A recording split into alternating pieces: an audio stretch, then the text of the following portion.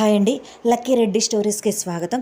Please story విన్న తర్వాత like, comment, share and subscribe చేసుకోవటం మాత్రం మర్చిపోవద్దు. అలానే నీకై నేను స్టోరీ మొదటి భాగం నుండి వినాలి అనుకుంటున్నారా? నా ప్రొఫైల్లో ప్లేలిస్ట్లో ఉంటుంది, వినండి. మీ అందరికీ ఎంతో నచ్చిన స్టోరీ. ఇక స్టోరీ తరువాయి భాగంలోనికి వెళ్ళిపోదాం. నువ్వు ఆగు అంటూ కళ్యాణిని ఆపారు మాధవ్ గారు. మీకు తెలియదు, కాసేపు ఆగండి.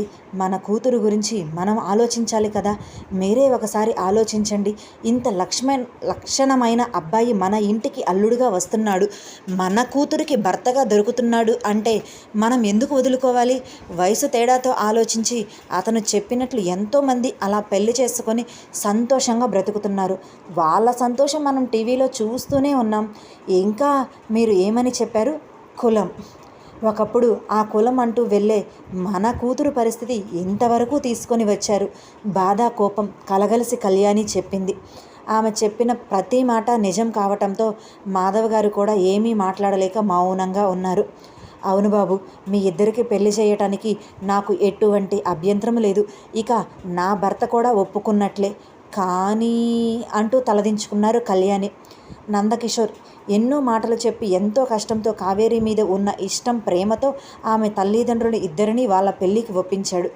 కళ్యాణి గారికి ఇష్టమే అనటం నందకిషోర్లో ఒక్కసారిగా గాలిలో తేలినట్లు అయ్యింది. కానీ ఆమె మధ్యలో దేనికో ఆలోచిస్తూ కానీ అంటూ ఆగిపోవటం అతడిని ఒక్కసారిగా నేల మీదకు తీసుకొని వచ్చినట్లుగా అయ్యింది. కానీ వాళ్ళు ఏదో విషయం చెప్పడానికి సంకోచిస్తున్నారు అని అర్థం చేసుకున్నాడు నందకిషోర్. ఆంటీ, మీరేమీ మొహమాట పడద్దు. ఏం చెప్పాలి అనుకుంటున్నారో చెప్పేయండి, నేను అర్థం చేసుకుంటాను. ఒకవేళ మీరు చెప్పిన దానికి నేను కావేరికి కరెక్ట్ కాదు అనుకుంటే నేనే మర్చిపోతాను కావేరిని అని అన్నాడు నందకిషోర్. బాబు, ఎలా చెప్పాలో అర్థం కావటం లేదు, కానీ నీకు చెప్పాలి. నువ్వు తనని ప్రేమిస్తున్నాను అంటున్నావు కాబట్టి ఈ విషయం నీకు తెలియాలి. ఒకవేళ మేము ఒప్పుకొని, తను ఒప్పుకొని మీ ఇద్దరికి పెళ్ళి అయిన తర్వాత ఈ విషయం గురించి మీ ఇద్దరి మధ్య గొడవ రావటం మాకు ఇష్టం లేదు కాబట్టి చెప్తున్నాను అని అన్నారు మాధవ్ గారు. ఏంటబ్బా ఈ విధంగా చెప్తున్నారు? నాకు తెలియకుండా కొంపతీసి ఏదైనా జరిగిందా? ఏం జరిగి ఉంటుంది అని ఆలోచనలో పడ్డాడు నందకిషోర్. మా అమ్మాయి గౌతమ్ అనే ఒక అబ్బాయిని ప్రేమించింది అని చెప్పాడు మాధవ్ గారు. ఒక్కసారిగా గుండె పేలిపోయినట్లుగా, ఏంటి, తను నన్ను రిజెక్ట్ చేయటానికి కారణం గౌతమ్, తను అతనిని ప్రేమించటమా? ఎవరు ఈ గౌతమ్? నేను ఇన్ని రోజుల్లో చూడనే లేదు అని మనసులో బాధగా అనుకున్నాడు నందకిషోర్. వేరే వ్యక్తిని ప్రేమిస్తున్న అమ్మాయిని ఇలా తను ప్రేమ అంటూ ఫోర్స్ చేయటం కరెక్ట్ కాదు అని తన మనసులో ఆలోచన మొదలయ్యింది. ఒక రకంగా కారణం అదే. కానీ ఇప్పుడు గౌతమ్ బ్రతికిలేడు, చనిపోయాడు అని అన్నది కళ్యాణి. గౌతమ్ చనిపోయాడు అని తెలిసి మొదట బాధపడ్డాడు. ఆ తర్వాత అమ్మయ్య, మా ఇద్దరిని కలపటానికి అతను పైకి వెళ్ళాడు ఏమో.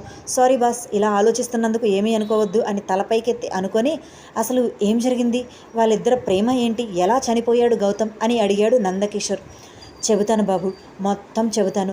నువ్వు తనని అపార్థం చేసుకోకుండా అర్థం చేసుకుంటావు అని అనుకుంటున్నాను అని అన్నారు మాధవ్ గారు.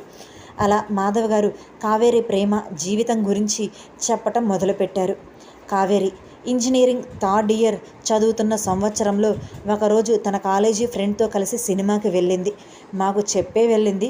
తిరిగి వచ్చేసరికి లేట్ అవుతుంది నాన్న, మీరేమీ కంగారు పడొద్దు అని నాకు చెప్పింది.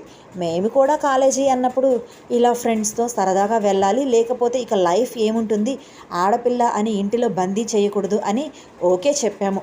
అలా కావేరి తన ఫ్రెండ్తో కలిసి సినిమాకి వెళ్ళి సినిమా చూసి వచ్చేటప్పుడు మధ్యలో ఒక యాక్సిడెంట్ అయ్యి ఒక వ్యక్తి కనిపించాడు. చుట్టుపక్కల పెద్దగా వాహనాలు కూడా ఎక్కువగా తిరుగుతూ ఉండకపోవటం గమనించారు ఇద్దరు. వాళ్ళు స్కూటీలో వస్తూ ఉండటంతో వెంటనే యాక్సిడెంట్ జరిగిన ప్లేస్ దగ్గరకు వెళ్ళి చూశారు. అక్కడ ఒక అబ్బాయి రక్తపు మడుగులో పడి ఉండటం చూసి కావేరి మనసు చలించిపోయి జాలిపొడి హాస్పిటల్కి తీసుకుని వెళదాం అని తన ఫ్రెండ్ని అడిగింది. మొదట సంకోచించిన ఫ్రెండ్ ఆ తర్వాత ఓకే అలానే తీసుకొని వెళ్దాం అని చెప్పింది.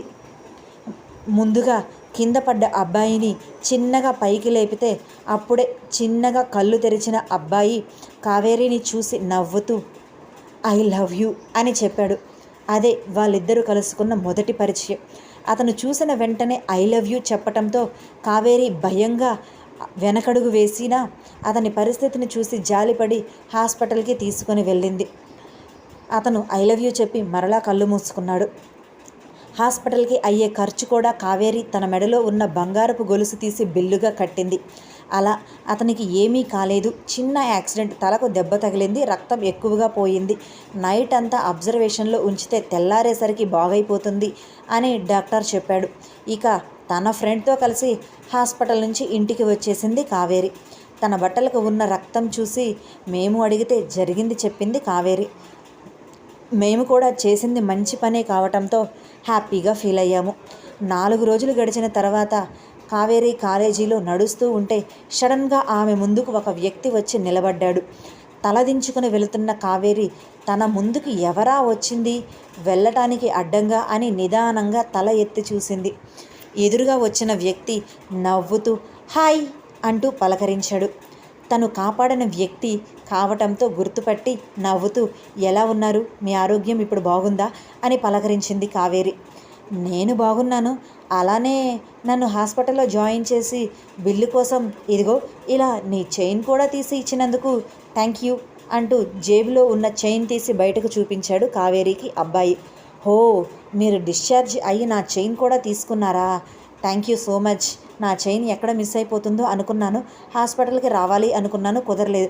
నా చైన్ నాకు ఇచ్చేయండి అని చేతిని ముందుకు చాపింది కావేరి.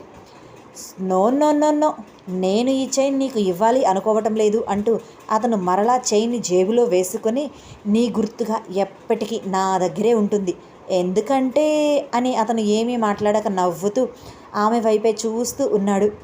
ఏంటి, నా చైన్ నాకు ఇవ్వమంటే ఇవ్వకుండా నీ దగ్గర గుర్తుగా పెట్టుకుంటాను అంటున్నావు? అసలు మీరు ఎవరు? నా చైన్ నాకు ఇచ్చేయమంటే ఏంటి ఇలా అంటున్నారు? ఏదో ప్రమాదంలో ఉన్నారు అని నేను కాపాడితే నా చైన్ ఇవ్వకుండా అలా దాచిపెట్టుకుంటున్నారే అని చిరుకోపంగా అన్నది కావేరి. ఆమె మాటలు పట్టించుకోకుండా ఇంతసేపు నాతో మాట్లాడావు, నన్ను కాపాడావు, బాగానే ఉంది, కానీ నా పేరు తెలుసుకున్నావా నువ్వు అని కన్నెగరేసి అడిగాడు అబ్బాయి. నీ పేరుతో నాకేంటి సంబంధం? అయినా నువ్వు ఎవరు, నేను ఎవరు? ఏదో జాలిపడి కాపాడాను. ఇప్పుడు నువ్వు నా ఎదురుగా ఉంటే నీ హెల్త్ ఎలా ఉంది అని అడిగాను. దానికి నీ పేరు తెలుసుకోవాలి అని రూల్ ఏమీ లేదు కదా. ముందు నా చైన్ నాకు ఇవ్వండి అని మర్యాదగా అడిగింది కావేరి. ఇస్తానులే కానీ ఫ్యూచర్లో నా పేరు నీకు చాలా బాగా పనికి వస్తుంది అంటూ నవ్వుతూ ఆమె కళ్ళల్లోనికి చూసి నా పేరు గౌతమ్ అని అన్నాడు అబ్బాయి. ఆమెకు తెలియకుండానే ఆమె పెదవులు గౌతమ్ అని ఉచ్చరించాయి. అది గౌతమ్ గమనించాడు, కానీ బయటపడలేదు. నేను ఆ రోజు చెప్పిన దానికి నువ్వు ఆన్సర్ ఏం చెప్తావు అని కళ్ళతోనే నవ్వుతూ అడిగాడు గౌతమ్. ఇంతకీ ఏం చెప్పావు, ఏ రోజు అని ఆమెకు మొదట గుర్తు లేకపోయినా ఆ తర్వాత గుర్తుకు వచ్చి అతని వైపు సూటిగా చూడలేక దిక్కులు చూస్తూ అన్నది కావేరి. ఓహో, మర్చిపోయావా? అయితే సరేలే, నా చేత మరలా నువ్వు చెప్పించుకోవాలి అనుకుంటుంటే నేను మాత్రం ఎందుకు కాదు అంటాను అని ఐ లవ్ యూ అని నిదానంగా నోటి నుంచి మాట బయటకు రాకుండా పెదవులు మాత్రమే కదిలిస్తూ చెప్పాడు గౌతమ్. అది అర్థం చేసుకున్న కావేరి చిరుకోపంగా అతని వైపు చూసింది. అతను నవ్వుతూ నాకు తెలుసు, అప్పుడు నేను ఐ లవ్ యూ చెప్పినప్పుడు నువ్వు నాకు పడిపోయావు. నిజానికి నువ్వు మొన్న ఫ్రెషర్స్ డేకి డ్యాన్స్ వేశావు కదా, నాకు చాలా బాగా నచ్చింది, వీడియో కూడా తీసుకున్నాను. అప్పటి నుంచి నీ దగ్గరకు వచ్చి పరిచయం పెంచుకొని నా మనసులో ఉన్న మాట చెప్పాలి అని ట్రై చేస్తున్నాను, కానీ కుదరలేదు. నాకు యాక్సిడెంట్ అయిన సమయంలో ఒకవేళ నువ్వే బ్రతికినా చనిపోయినా నా మనసులో ఉన్న మాట బయటకు చెప్పాను అని సంతృప్తిగా వెళ్ళిపోతాను అని చెప్పాను, కానీ నువ్వు చాలా గట్టిదానివే, అందుకే నీ కాబోయే మొగుడిని నువ్వే కాపాడుకున్నావు అని అల్లరిగా అన్నాడు గౌతమ్. అచ్చా, అబ్బచా, అవునా అని కావేరి అన్నది. నేను చెబుతున్నది నిజం అని కన్ను కొట్టి అన్నాడు గౌతమ్. కరెక్ట్గా అప్పుడే కావేరిని తన ఫ్రెండ్ పిలవటంతో అతడిని చిరుకోపంగా చూస్తూ పెదవులను చిన్నగా నెలవంకన తెప్పించి నవ్వుతూ వెళ్ళిపోయింది కావేరి. ఆ పెదవులలోని చిరుమందహాసం అలానే కళ్ళల్లో ఉన్న చిరుకోపం రెండు అతనికి బాగా నచ్చి గుండె మీద చేతిని పెట్టుకొని నువ్వు నాదానివి అన్నట్లుగా సైగ చేసి చెప్పాడు ఆమెకు గౌతమ్. అప్పటి వరకు ఓరగా అతడిని చూస్తూ వెళ్తున్న ఆమె వెంటనే తల తిప్పేసుకొని ఇక అతని వైపు చూడకుండా వెళ్ళిపోయింది. ఇద్దరూ ఒకే కాలేజ్, కానీ ఏ రోజు ఒకరికి ఒకరు ఎదురుపడి చూసింది లేదు, ఎందుకంటే వాళ్ళ బ్రాంచెస్ వేరు కాబట్టి. ఫంక్షన్ జరిగినప్పుడు గౌతమ్ కావేరిని చూశాడు, కానీ ఆమె ముందుకు రాలేదు. ఇప్పుడు గౌతమ్ ఆమె ముందుకు వచ్చి తన మనసులో మాట ఆమెకు చెప్పేశాడు. కానీ ఆమె అవును కాదు అని ఏమీ చెప్పకుండా తన మనసులో ఉన్న మాటలు పెదవుల మీద చిరునవ్వుతో చెప్పి వెళ్ళిపోయింది. అది అర్థం చేసుకున్నాడు గౌతమ్. అలా కొన్ని రోజులు కావేరి కూడా గౌతమ్ ప్రవర్తన నచ్చి అతని ప్రేమను యాక్సెప్ట్ చేసింది. ఎప్పుడు ఆమెను నవ్విస్తూ సరదాగా ఆట పట్టిస్తూ ఉండే అతని చలాకీతనం ఆమెను మరింతగా అతని వైపు అట్రాక్ట్ చేసింది. అతనిలో ఎక్కువ సమయం గడపాలి అని కావేరి మనసు కోరుకుంటుంది ఎప్పుడు కూడా. అలా ఒకానొక సందర్భంలో కావేరి కూడా గౌతమ్ని ప్రేమిస్తున్నాను అని చెప్పకనే చెప్పేసింది. అలా హ్యాపీగా వాళ్ళ ప్రేమ ప్రయాణంతోనే రోజులు గడుస్తూ ఉన్నాయి. ఇద్దరూ హ్యాపీగా కాలేజీలో కలుస్తున్నారు. సంతోషంగా గడిచిపోతుంది ఇద్దరికి. వాళ్ళ ప్రేమ గురించి వాళ్ళ ఫ్రెండ్స్ అందరికీ కూడా తెలిసి వాళ్ళు కూడా హ్యాపీగా ఎంకరేజ్ చేశారు ఇద్దరి ప్రేమను. అందరి ప్రేమికుల్లా పార్కులు, సినిమాలు, థియేటర్లు, బైక్ మీద షికార్లు అంటూ కావేరి గౌతమ్ ఎప్పుడూ తిరగలేదు.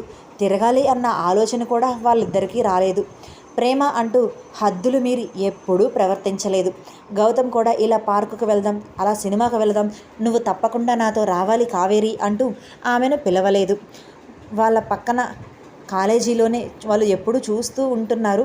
ప్రేమించుకుంటూ ఉన్న వాళ్ళందరూ సినిమాలకి, షికార్లకి, పార్కులు అంటూ తిరుగుతూ ఉన్నా వాటిని వాళ్ళిద్దరూ చూస్తూ ఉన్నా ఏ రోజు వాటిని వాళ్ళిద్దరూ ప్రోత్సహించింది లేదు. ఇంట్రెస్ట్ లేనట్లుగా సైలెంట్గా ఉన్నారు. పద్ధతిగా ఇంటిలో ఒప్పించి పెళ్లి చేసుకుని ఆ తర్వాత జంటగా కలిసి ఎక్కడికైనా వెళ్ళేది అని ఇద్దరి మనసుల్లో ఒకటే ఆలోచన ఉంది. గౌతమ్ ఎందుకు నన్ను అందరిలా తీసుకొని వెళ్ళటం లేదు అనే ఆలోచన కావేరీలో కూడా ఎప్పుడూ రాలేదు. గౌతమ్ మంచితనం మేము ఎప్పుడూ తెలుసుకోలేకపోయాము అని బాధగా తలదించుకొని చెప్పారు మాధవ్ గారు. ముగ్గురి మధ్య నిశ్శబ్దం. ఎవరు ఏమీ మాట్లాడటం లేదు. నందకిషోర్ మనసులో క్యూట్ లవ్ స్టోరీ అని అనుకోకుండా ఉండలేకపోయాడు. మరి అంతగా ప్రేమించుకున్న వాళ్ళు హ్యాపీగా మిమ్మల్ని ఒప్పించి పెళ్లి చేసుకోవాలి అనుకున్నారు, బాగానే ఉంది. అసలు గౌతమ్కి ఏం జరిగింది? ఏం జరిగితే గౌతమ్ చనిపోయాడు? అసలు ఎలా చనిపోయాడు? ఏదైనా హెల్త్ ప్రాబ్లం ఉందా? లేకపోతే వాళ్ళిద్దరి మధ్య ఏదైనా జరిగిందా? సినిమాల్లో చూపించినట్లు ఎవరైనా చంపేశారా అని ఇలా రకరకాల ప్రశ్నలు వేశాడు నందకిషోర్. అప్పటికే బుర్ర హీటెక్కిపోయింది గౌతమ్ చనిపోయాడు అనేసరికి. గౌతమ్ చనిపోవటానికి సగం కారణం మేమే బాబు, మేమే, మా వల్లే గౌతమ్ చనిపోయాడు అని బాధగా చెప్పారు మాధవ్ గారు. ఏంటి, మీ వల్ల చనిపోయాడా అని నోరు తెరిచాడు నందకిషోర్. ఇదండి ఇవాళ స్టోరీ. మరలా రేపటి భాగంతో కలుసుకుందాం. ఏంటి అనేది రేపే తెలుసుకుందాం స్టోరీ.